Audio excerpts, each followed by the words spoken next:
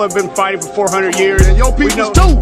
So I just want you to explain what you mean by that. You know what I'm talking about. Y'all all know what I'm talking about, man. Don't sit up here and try to bait and not know what I'm talking about. Y'all know what the fuck I talk about when I say these things. Your people too.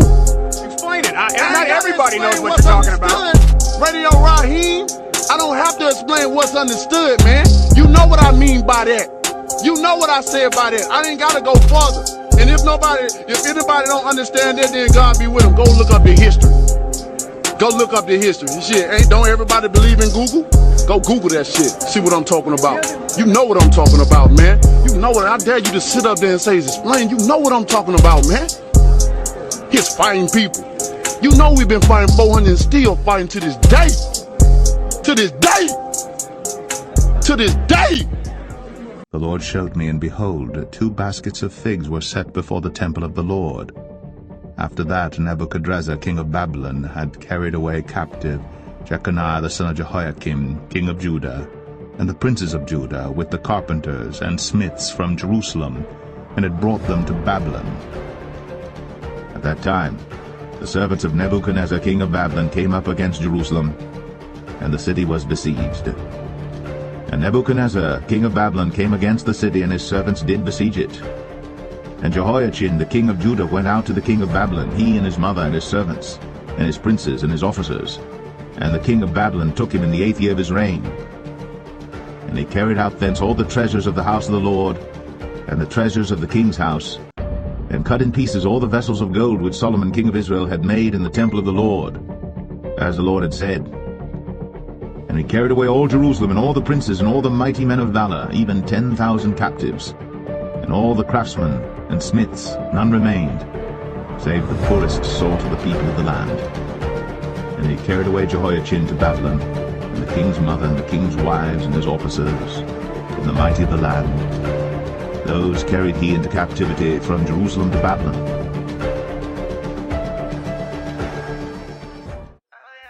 So we see that the house of Judah was led away captive into Babylon during the time of Nebuchadnezzar. But it was from this waypoint that some of the descendants of the house of Judah will make their way into Spain. But let's go ahead and bring that out. So we're going to be jumping into the scattered nations and get into this history. And it reads, Thomas and King Alfonso's, whence we may learn, if we can believe it, that a king of Spain who had assisted Nebuchadnezzar in reducing Jerusalem brought an enormous population into Spain, all from either the family of David or at least from the tribe of Judah, and that the royal family resided first in Seville, then in Granada, adding that the exiles afterward had their number greatly increasing by the fugitives from the desolation of the second temple. And it goes on to say, the Lord also shall save the tents of Judah, affirms that at the desolation of the first temple, 2 families of the house of David came and settled in Spain, one at Lucina, the other, the Barbanels, at Seville. And from these came 1,000 offshoots. This he quotes from an earlier author, Isaac ben Gieft. But in the works of the latter, that now remain, there is no such statement to be found. In the 17th century, Manasseh ben Israel, who had married a daughter of the Barbanels, traced their origin in Spain to the Second Temple. Furthermore, we read a chronological work called Sadir Alam in our 3rd or 4th century tells us that the conqueror Aspanesis destroyed the temple and removed many families of the house of David and Judah into Aspima, which is Spain. The same statement was made about the same period to Jerome, only changing the name Aspinius into Adrian and enumerating the families thus banished at 50,000.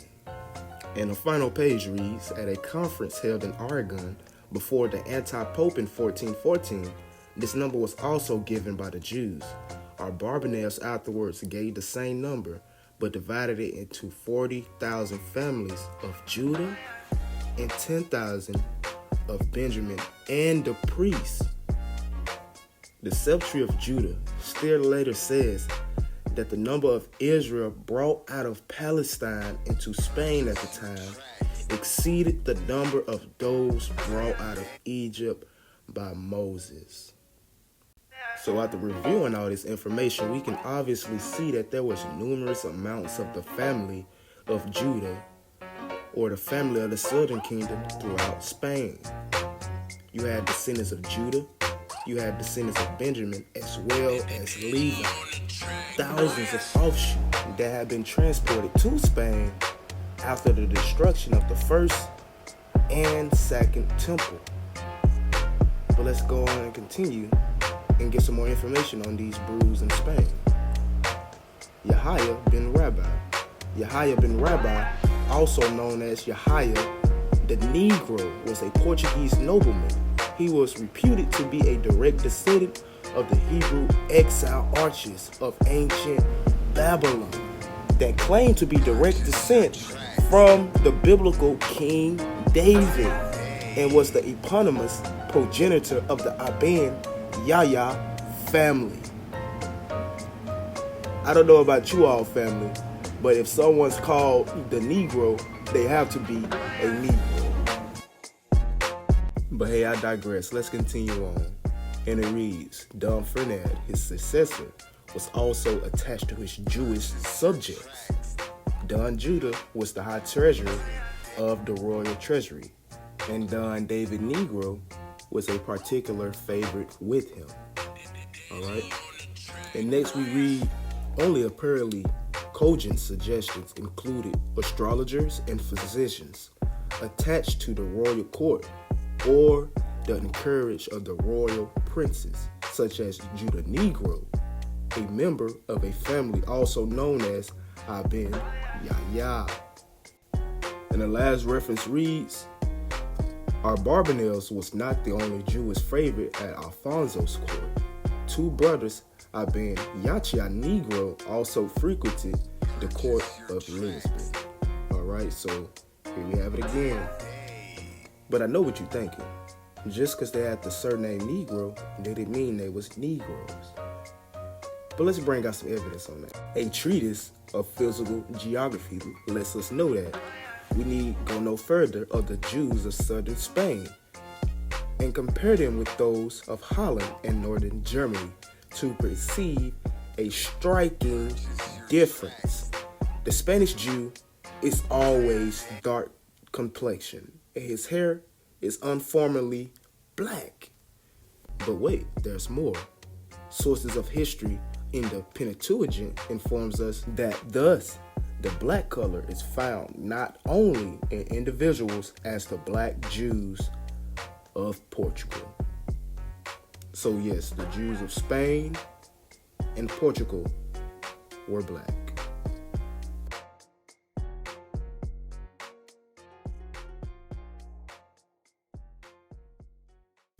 So now that we have an understanding of who these Judeans were, where they were from, and what color they were, it's time to gain an understanding of the hidden history of the Inquisition and how it plays a role in our history. And to do that, we're going to be jumping to the Jews in Spain of Portugal and the Inquisition. Alright, so let's read. Unfortunately, at the time of the expulsion, the plague was raging in Castile, and the fugitives brought with them the disease, propagating it wherever they went, and not unnaturally causing their advent to be viewed with loathing and horror. Now, during this time was the outbreak of the Black Death, also named after the Black Judeans. As we read, they was the cause, or they was the blame of this outbreak. And we look in the scripture, a curse outlined to the Israelites was that the Lord shall make the pestilence cleave unto them, and that it would be with them wherever they went. So we see this actually being fulfilled during this time. Furthermore, it goes on to say, this circumstance introduced King John to hasten their departure from Portugal, for which purpose ships were duly provided according to the agreement. But such was the temper of the captains and sailors that they subjected the Jews to the hardest possible conditions. They plundered them of their goods and valuables, even to their very clothes, and landed them naked and bare of everything on barren points of the African coast, leaving them to die of starvation or to be sold into slavery to the Moors.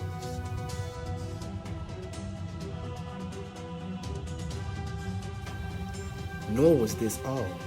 The king wrested from their parents all children between the ages of 3 and 10 of those Jewish immigrants who from poverty or otherwise had omitted to pay the capitation tax on entering, or who were forced to remain in Portugal, and had them transported to the newly discovered islands of St. Thomas, which then swarmed with alligators and other beasts of prey, to be brought up as Christians. 600 of the richest families of the Spanish Jews, however, had by a separate transaction procured for themselves the right of remaining in Portugal on payment of 600,000 gold cruzados, and a few useful merchants were also exempted from the action of the general decree. So this right here is very important, family, because we see that some of the rich Spanish and Portuguese Israelites were able to buy their way out of being sold or sent to West Africa. All right? This is important because we see later on that these same banished Jews were later coming and resettling in the United States and being classified under free Negroes.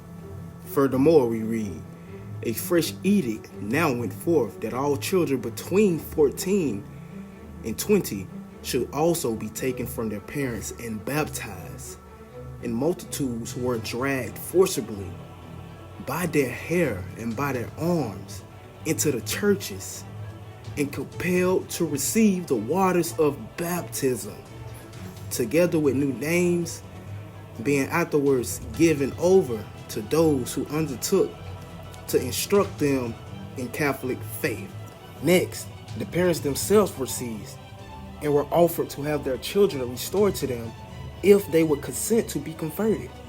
In case of their refusal, they were to be placed in confinement for 3 days without food or drink. It is indeed wonderful that any mortals could be proof against so terrible and fetish an ordeal. Yet to the glory of the Hebrew race, very many still remained moved. Resistance was still, however, not to be tolerated, and it was therefore decreed that the same fate was to be meted out to the adults and to the aged, as had already been the portion of the younger members of the race of Israel. Amid the most heart-rendering cries and the most determined resistance, men and women in the flower of their days or the decrepitude of age were dragged into the churches and forcibly baptized amid the mocking and excultation of an excited populace. But 7 or 8 of the whole number of those who maintained their constancy succeeding in eluding force and managed to secure a passage to the coast of Africa.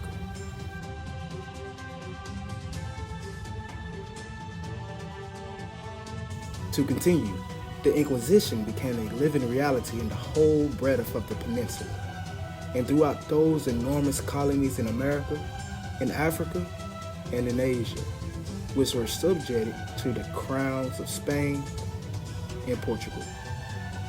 But furthermore, we should continue the researching and digging of these brews into Africa. So let's head for the next reference, the history and description of Africa. And it reads, before Ferdinand, the king of Castile, expelled all the Jews out of Spain, after the return of which Jews into Africa. Now, in order for someone to return somewhere, they have to be from there.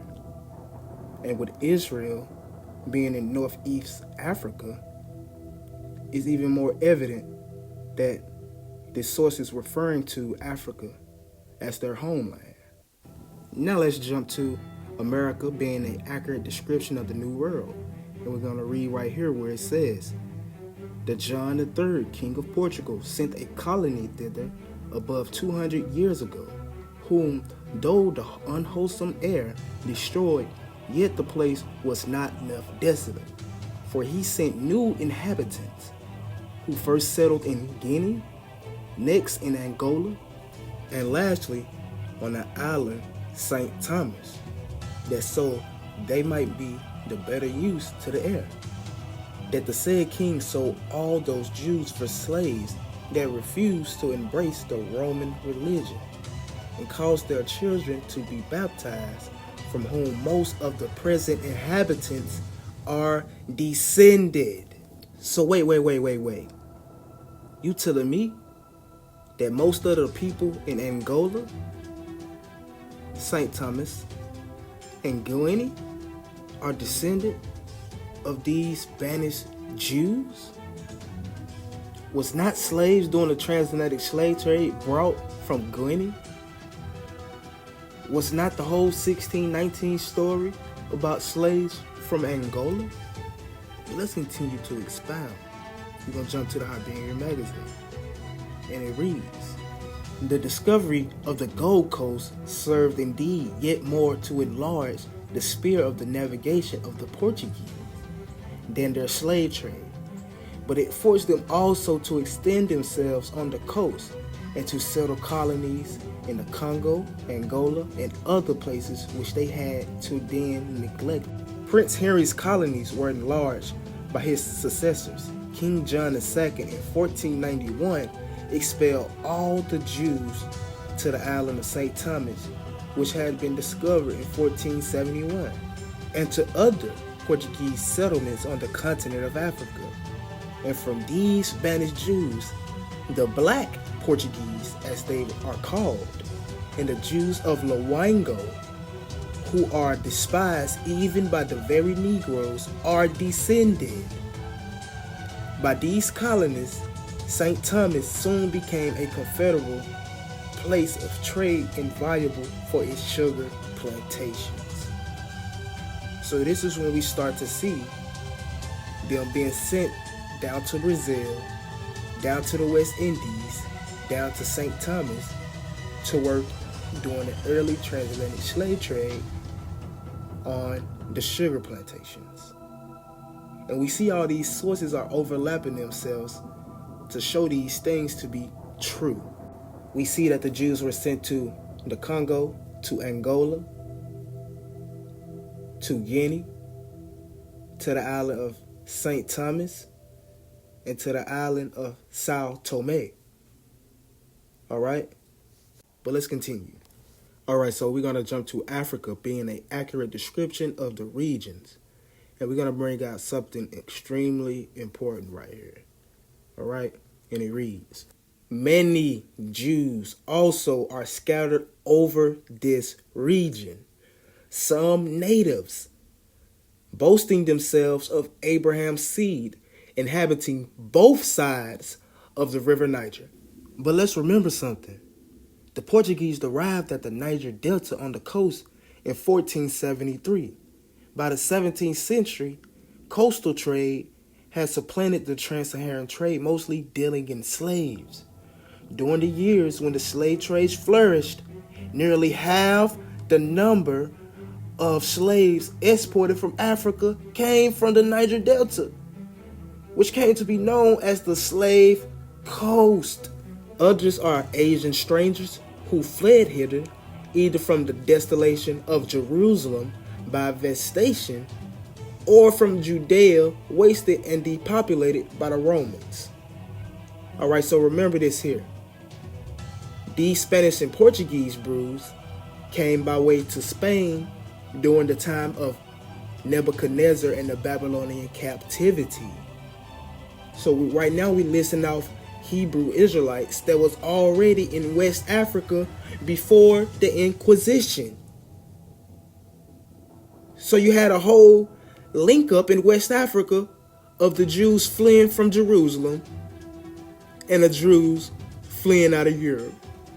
Alright, but let's continue on. It continues on to say, depopulated by the Romans, Persians, Saracens, and Christians, or else such as came out of Europe whence they were banished, out of some parts of Italy in the year 1342, out of Spain in the year 1462, out of the Low Countries in 1350, out of France in 1403, out of England in 1422. So we see all these Hebrew Israelites, right, coming and settling in West Africa, or coming and being sent to West Africa, all right? It says, these all differ in habit and are divided into several tribes having no dominion, though both wealthy and numerous, but despised of all nations, and so abominated by the Turks that they are not admitted to be Mohammedans unless first baptized. Alright, so we're going to skip down, and it says the idolaters are numerous in Negro land. Where's Negro land? West Africa, Upper and Lower Ethiopia, and towards the Great Ocean, except, as we hinted before, some few who by the industry of the Portuguese and Spaniards have converted and baptized in several places. Alright, so that's letting us know that the Portuguese and Spaniards were sending out missionaries to these colonies in Western Africa to convert these Jews, these scattered Jews, into the Roman Christian religion. Alright, so in Negro land, West Africa, the same place where the kingdom of Judah is, we have these descendants of these Spanish and Portuguese brews that was sent into Western Africa. Now mind you, this was during the slave trade. Now let's get into the so-called early slave trade, or what it really is, the Inquisition. See, they like to lie and hide history, but I'm finna bring it out, because what a lot of people don't know is that the slave trade, the transatlantic slave trade, is nothing but a continuation of the Spanish and Portuguese Inquisition. Alright? The Inquisition led into the slave trade. But let's bring that out. The early transatlantic slave trade, Emperor Charles V. From 1501 until 1518, the transatlantic slave trade was comprised of black slaves transported from Iberia. Alright, Iberia is Spain and Portugal. Now, if we look at history and what was going on during this time, we just reviewed that the Spanish Inquisition was going on. That the people of Spain was sending out the Jews to Africa and to parts of the West Indies. Alright? But let's continue on. Direct slave traffic from Africa was not initially permitted for the same reasons that colonialists were repeatedly forbidden from bringing enslaved Muslims and Moriscos to the Americas. Now, why was this? Because the Moors, aka Muslims, and the Europeans conspired against us. We just read before that they were sending the brews to the western coast of Africa, or settling them to the Moors, alright, as slaves. But let's continue to break this down. The Spanish crown worried that captives from sub-Saharan Africa might introduce non-Christian religious practices to American Indian populations. Now, what did we just read? That what? They wanted to convert the Jews to what? The Christian religion, because they was not embracing the Christian religion. They sent the Jews to Western Africa, to the southern parts of Africa, and the Congo and the Angola. And that is known as what? Sub-Saharan Africa. So who are we really talking about? The Jews they brought from Sub-Saharan Africa. Alright, we know that they was not practicing Christianity, but what? Judaism. Their birthright religion. And they was afraid that the influence would branch off onto the American Indians. Even Cambridge University put a publication out stating that Judaism was the religion that the slaves brought over here to the Americas. All right? So what's really going on here? They not telling you your history. Though very little is known of the earliest slave trade to the Americas, I bet not, because this was the Inquisition. The number of slaves transported during these years appeared to have been comparatively minimal, all right, as they say. Furthermore, in 1518, Fernando and Isabella's grandson, Charles V, abolished the provision requiring slaves to be born under Christian dominion and issued a charter allowing 4,000 Africans to be purchased directly from Portuguese traders in Cape Verde Island and transported to the New World. Let me read this again. They abolished the provision requiring slaves to be born under Christian dominion. Why was this?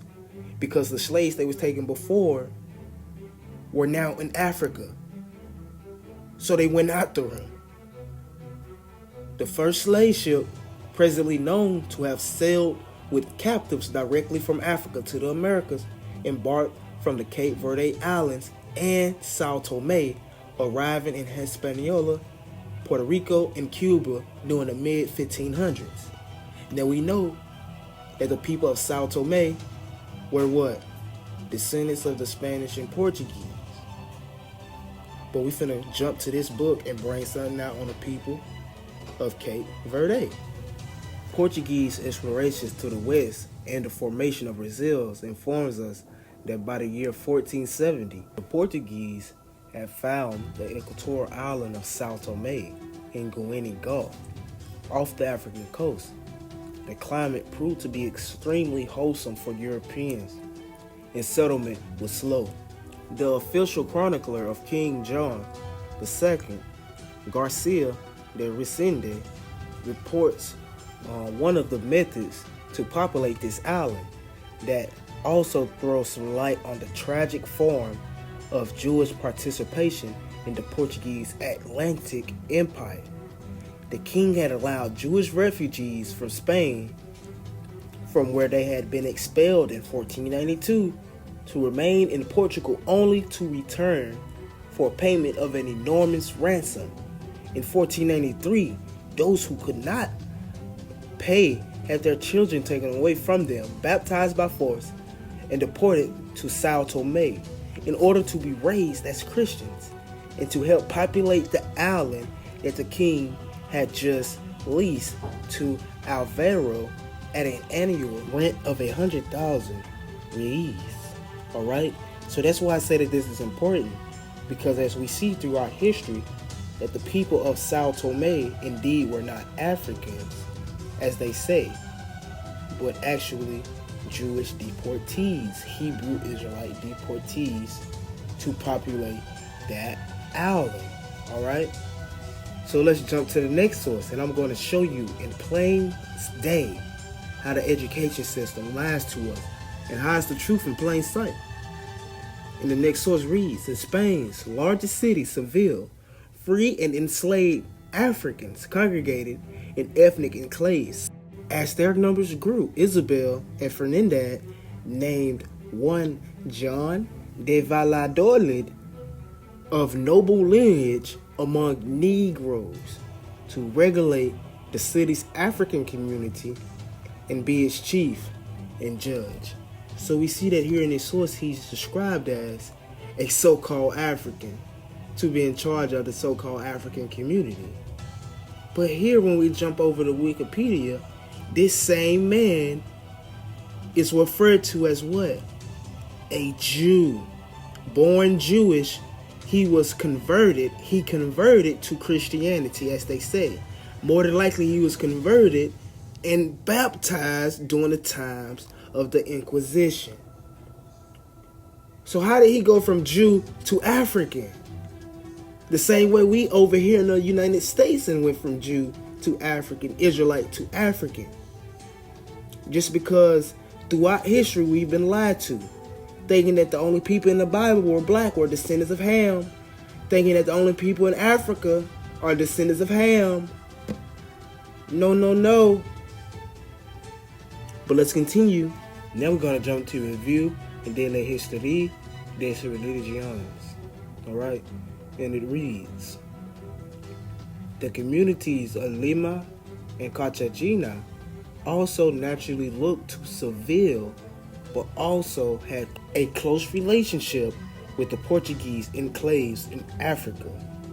A large number of those accused and arrested in the south of the continent arrived from Angola, Guinea, and Sao Tome, where in many cases they had engaged in Jewish practices.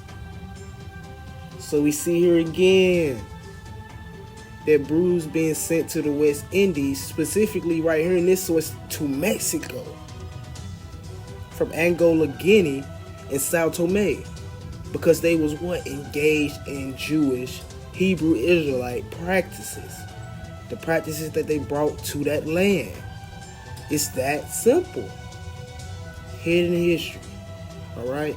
So we're going to go ahead and wrap it up with this section of the video with the untold story.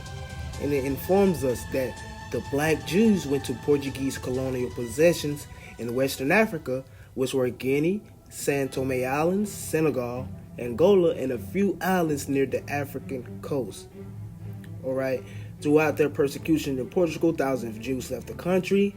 The Jews were leaving the country in such massive numbers that in 1489 and 1531, the king published a law forbidding the new Christians, also known as black Jews, from leaving Portugal without special permits. Alright? Cecile Roof wrote that Christian Jews immigrated to the Portuguese colony of Angola in Western Africa were agents of the Inquisition who were sent to ferret them out in 1626. Alright? It is certain that many black Jews of Portugal, Sao Tome, and Angola, who became victims of the Inquisition and Portuguese persecution, were sold into the slave trade. This Atlantic slave trade lasted more than 400 years, from 1444 to about 1880, in various parts of South America.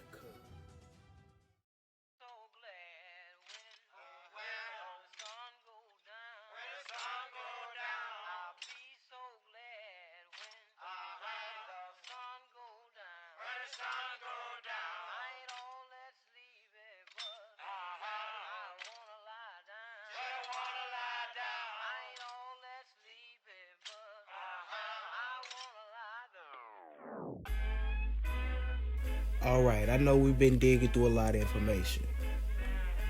So far, we saw that the Jews of Spain and Portugal were indeed sent to the western coast of Africa. And they were indeed Negroes, black. Alright?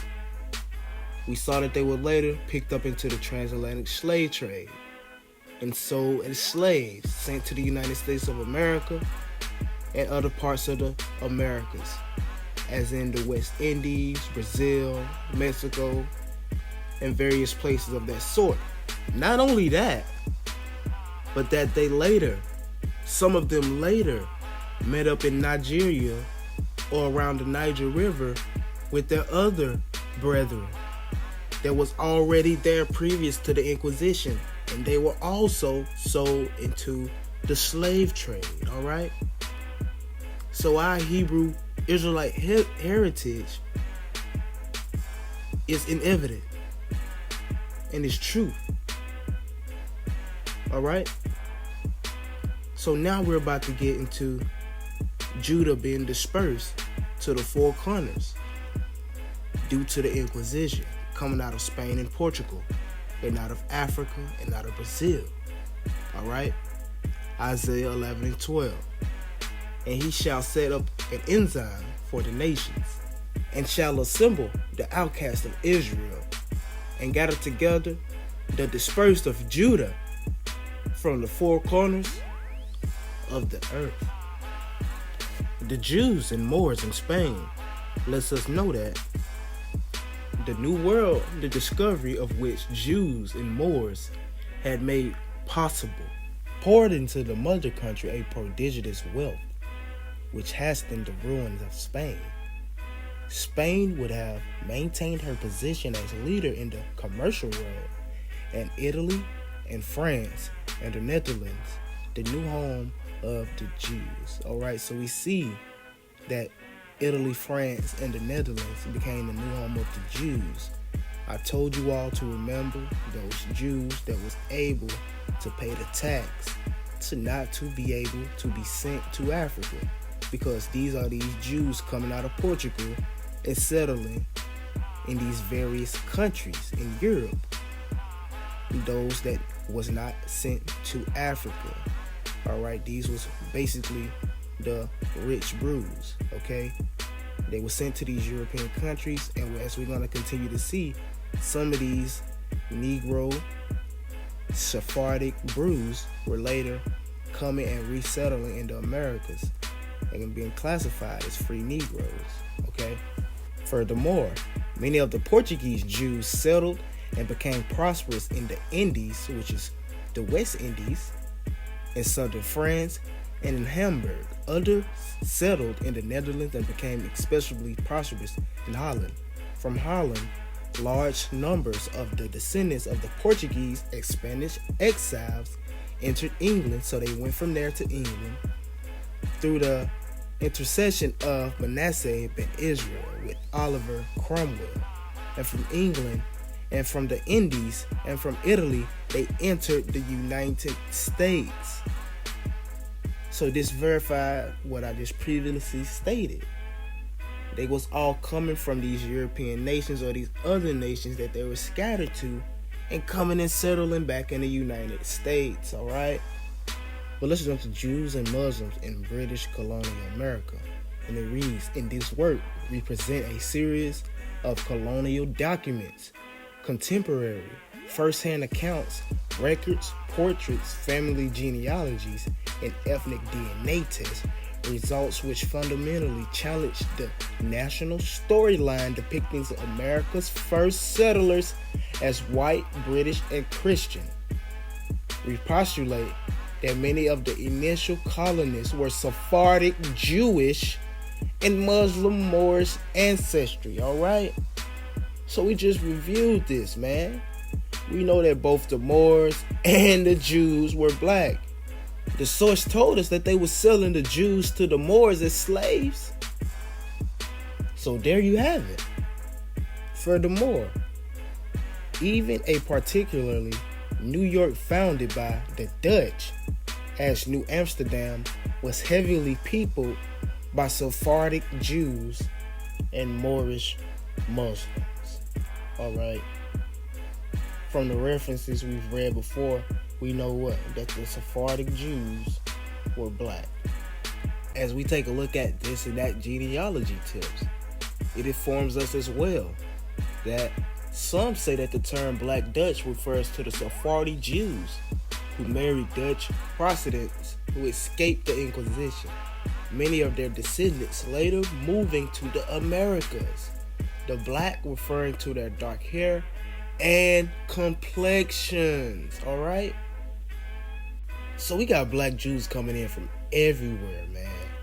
Black Jews coming everywhere into the United States just to be classified as Negro or African American, just like their other brethren that was brought here to the United States.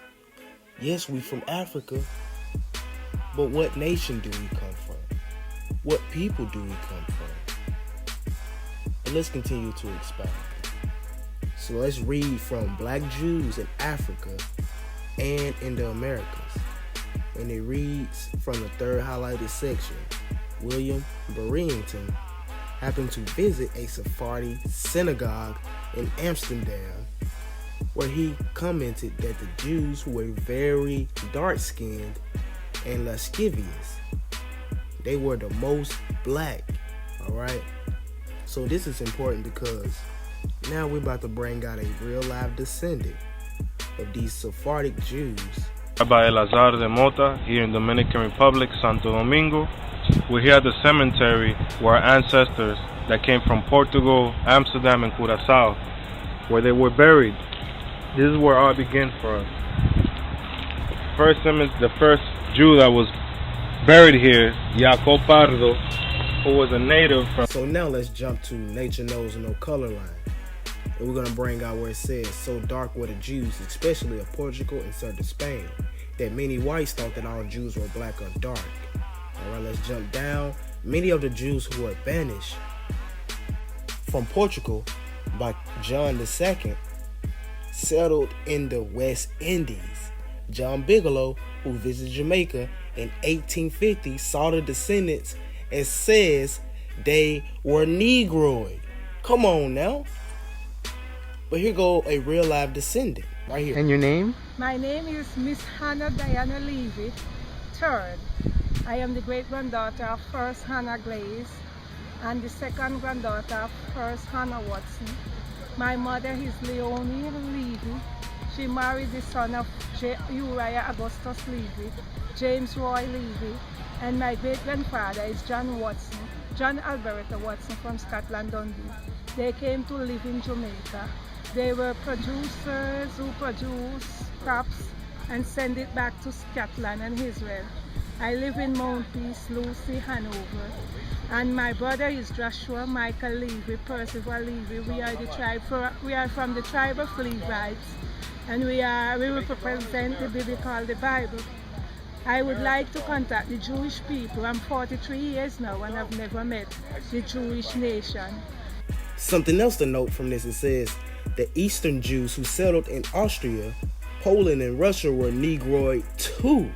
Alright? Count Adam Gorowski of Poland, who visited the United States in 1857, said the Jews of his country strongly resemble American mulattoes. Alright? This is because some of our Sephardic brethren were mixing and mingling with the Gentile nations. And I have proof of that. And to do that, we're going to jump to Fireman's Magazine. Alright? And it tells us, I heard a fact or two about Judah P. Benjamin's early life the other day, which were new to me. His father was a small, dark-skinned Spanish Jew. Alright? I told you all. The Spanish Jews and the Portuguese Jews were always dark complexion. No matter where they went, this is facts. No matter what you see today, no matter how many people don't hijack our brethren, no matter how many people don't hijack our ancestors' heritage, all right? And this was what?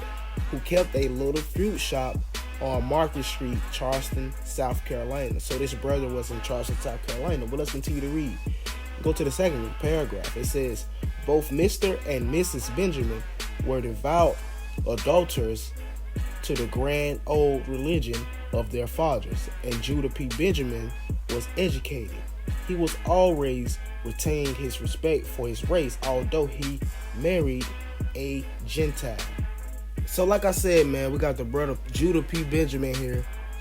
Although he respected his race, as they say, he still married a Gentile. But let's continue.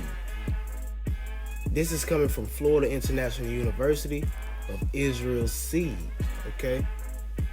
And it tells us that in addition to books that discuss the presence of Jews in Africa, the African Americans could have also heard about black Jews in America or even seen them. Grenium Berger wrote about the sighting of a black Jew in the United States in the 17th century. In the course of time, an occasional Jew did settle in Boston and was apparently unmolested. One such resident named Solomon had the bad judgment to travel towards New Hampshire on a Sunday in 1668. The next page goes on to say, Solomon is described as a mulatto Jew. Alright, we know that mulattoes are both mixed of black and white. Alright, most of the time Jew and Gentile, as we just read with the reference of Judah P. Benjamin. But let's continue. The first Jew living in New England, as far as we know, was of Negro descent. Alright, It goes on to say, writing about a black Jewish woman when slavery was still going on, Granium Berger remarked, "It is not known whether Lucy Marks, a member of the congregation Makeb Israel, was the descendant of one of the black Jews who came up from the lands, or was a former slave of Rachel Marks." Alright, that's what they always try to do. When someone claims to be a Jew, they automatically go to the white Jewish slave masters. But what we're going to go to find out throughout this presentation is they stole our identity. Plain and simple. So next, this is coming from the website Moors in America. And it says, in 1786, two men appeared in Charleston, dressed in the Moorish habit, in which arose a great deal of suspicion by their strange ways. An officer of the law tried to question them, found out that they were Moors and did not speak English. According to Charles' book, The Jews of Charleston, concluded after some time passed, they determined that the two of them were of the Jewish nation. Alright, so these so-called Moors that they had in America, or that was over here in America, were actually of the Jewish nation, because like I said, some of the Jews teamed up with the Moors over there in Spain. But let's continue to read. They took the two men to the home of a woman on the East Bay Street who understood their language. She found out that they sailed from Algeria to Virginia, where they had been arrested on suspicion of being Algerian. They traveled overland to South Carolina. The woman's name was Miss Starr Barrett, a Jewish woman who was born in the Barbary States. Like I said, it's Hebrew Israelites all in America, and we don't know our history whatsoever. A Jewish woman from the Barbary States. The Barbary States is northwestern Africa, okay? But let's continue on to the next thing.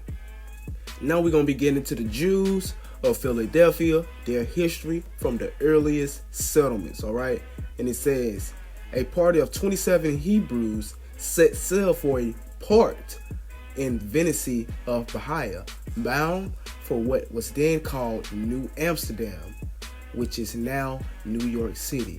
All right, remember from the previous sources, we just found that the earliest Jew in New Amsterdam was of Negro descent, okay? This was in the year 1654, and is the first actual record of a Jewish settlement in these parts that has come to light. Furthermore, Hebrews becoming discouraged by reason of this conduct towards them repaired to Newport, Rhode Island, about 1657, where more freedom was granted. And here others came in 1694 from Curaçao in the West Indies. The first Jewish congregation established in the United States appeared to have been Sharif Israel, remnant of Israel, in New York City in 1680. It is to this day one of the largest and most influential Jewish bodies in the land, counting among its members descendants of Spanish and Portuguese Israelites who founded it. Remember, once again, family, the Spanish and Portuguese Jews are Negroes, all right? But let's continue on to read. And it says, in the evening, in company with Mr. Lewis and Mr. Littlepage, I went to Mr. Levy, a Jew and very considerable merchant. He was a widower, and his sister, Mrs. Hetty Levy, kept his house. We stayed tea and was very agreeable entertained by the young lady. She was of a middle stature and very well made, her complexion black but comely. Doesn't that sound like scripture with the black Shulamite woman? Alright, she had two charming eyes, full of fire and rolling, eyes brown, black, and well turned, with a beautiful head of hair, coal black, which she bore a wig. Okay, so we keep seeing references of black Jews, alright, Spanish and Portuguese Jews in the United States. But let's bring out some more information from the Jews of South Carolina. And it reads, Georgetown is the second oldest Jewish community in South Carolina. Jews have certainly lived here since 1762. They probably lived here before this date. The records of Georgetown prior to the war are unfortunately destroyed. The earliest settlers, as far as our present information goes, were the families of Cohen and Myers. Okay, so now what we're about to do is take a look at a Cohen descendant of today. And guess what, family? They're Negro, or so-called Afro-American. Hi, my name is Sadie Day Pasha, and I'm a Cohen descendant of the Cohens of Georgetown County, South Carolina. My mother, who grew up in Georgetown County, South Carolina, was born 1927, was taught the tradition of Passover, lighting candles on the Sabbath, by her grandfather, Richard Smith, who was the son of Grace Cohen. She taught these traditions to myself. And now we're going to finish off reading from this reference. When reading, it says, ever since the expulsion from Iberia, the Sephardim, Spanish and Portuguese Jews, have been the pioneers in establishing settlements and rearing congregations in Israel, in whatever place they have set foot. And this city constitutes no exception. True, there may have been a few representatives of the Ashkenazim, German, Polish, and other Jews among the numbers, as names would seem to show. Though of these, the majority were Englishmen or Americans. Alright, so we're starting to see that these Ashkenazi Jews are starting to appear with us, or when we show up to the Americas. Next, the Georgia Historical Quarterly tells us, anyone who gains his knowledge of early Georgia history from oral sources will soon learn that the original Jewish settlers were reputed to be clearly divided into two camps, the Sephardim from Portugal and the Ashkenazim from Central Europe. Furthermore, at the bottom, it lets us know that in the state of Georgia, that the German and Portuguese Jews were arriving there independently, separate from one another, okay? Next we read, it is not surprising, therefore, that the journey lasted 5 months, which was not unheard of for a 18th century ocean voyage. The delay in the Thames may have lasted for some time without detection. Every effort being made to keep the illegal immigration secret. During the long and oppressive voyage, there must have been some friction between the very strict Ashkenazim and the more secular Sephardim. So we see that these Ashkenazis were following us over here. But let me continue to build this case. Goodman stated that Benjamin Shiftal kept his journal in Hebrew, although that it is what he told his son Levi, it is more likely that he kept it in Yiddish, the German dialect spoken by most Ashkenazim and written in Hebrew characters. This is to be expected, since Yiddish was the living language of the Ashkenazim and was even the language of instruction in London at the time. But y'all expect these people to be the true, authentic black Israelites? But let me show you some more. Meanwhile, the first batch of settlers under Oglethorpe had hardly reached the Savannah River when an unexpected vessel arrived with 40 Jews on board. This company consisted of people of two descriptions. The one, for the most part, Sephardim, black Jew, came out as ordinary colonists at their own expense. The second comprised assisted Ashkenazi immigrants. So here we have it again. These people coming and settling amongst us. Alright, in the later years, they overtook our identity, and I'm going to show you how. So when looking at this chart, we see the Sephardic period coming in between the 17 and 1800s. During this time, was the same time that the Brews were running away from the Inquisition, those who were not already sent to Africa and sold as slaves already. All right, so it was coming over here to the Americas. As we see the influx or the high immigration of these European Jews into the United States over the years without Sephardic immigration. Why is this? It was a conspiracy against the house of Judah. Sephardim in the Americas lets us know that. Research in American Jewish history has shown that the first significant Jewish immigrants to America and to the Western Hemisphere were Jews from the West Indies and Europe who traced their ancestry to the Jewish communities in Spain and Portugal. We've already proven who these people were. The Spanish Portuguese Sephardim dominated the religious, social, and economic life of American Jewry and the Jewry of the Western Hemisphere during the colonial and early federal periods. Despite the growing numerical superiority of the Ashkenazim, already evident in the third decade of the 18th century. Listen up, people. The growing numerical superiority of the Ashkenazim, already evident in the third decade of the 18th century.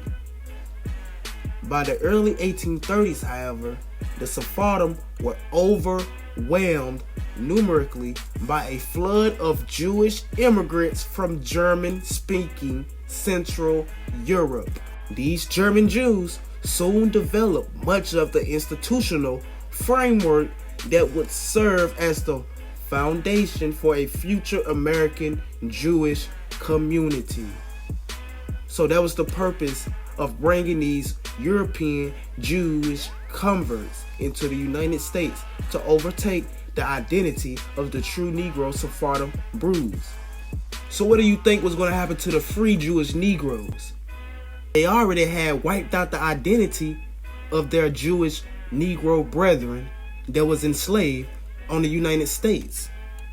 That was the whole point of bringing these European immigrants in, to destroy the true identity of the American Negro. Furthermore, the first American Sephardim soon became part of American Jewish myth.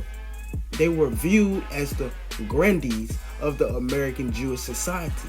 They constituted an autocratic groups that has now all but vanished as a factor in the American Jewish community of the 20th century.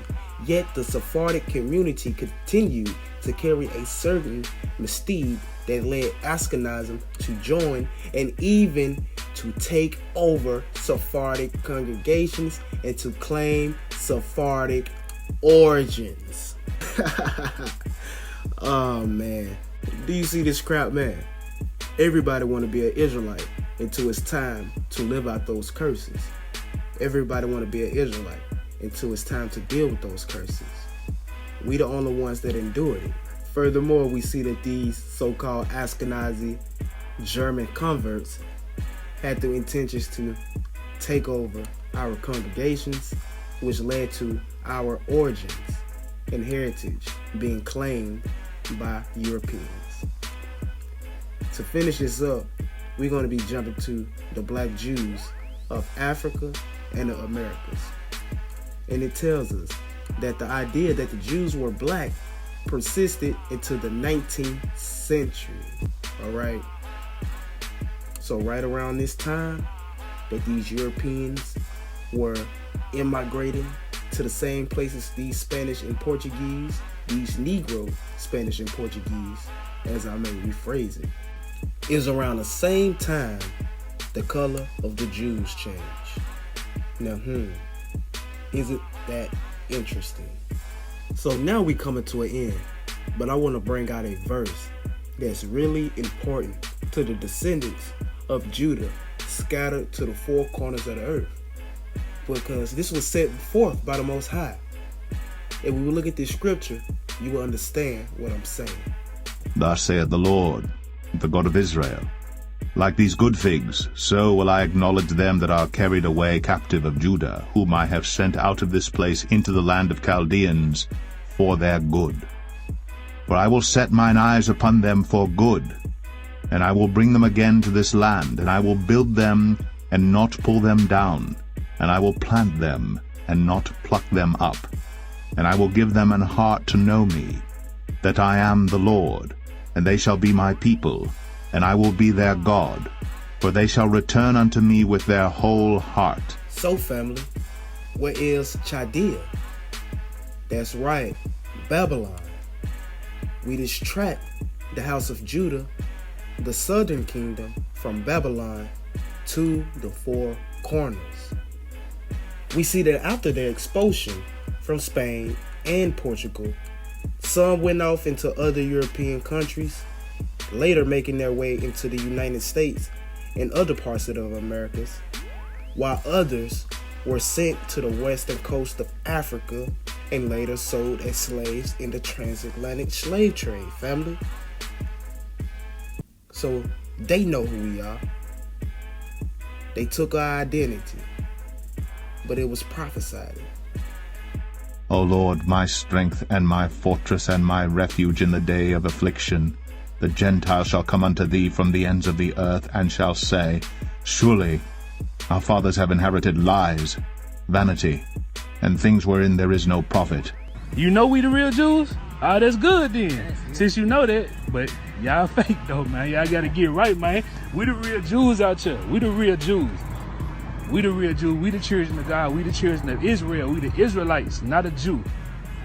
I just gotta let it be known. Let God be true and every man a liar. And with that, I say shalom and todah for all that watched and tuned in today. Make sure you stay prayed up, and don't forget to like, subscribe, and comment on the page. And pass this video along so this knowledge can continue to be spread to the masses of Judah, spread it across the four corners of the earth.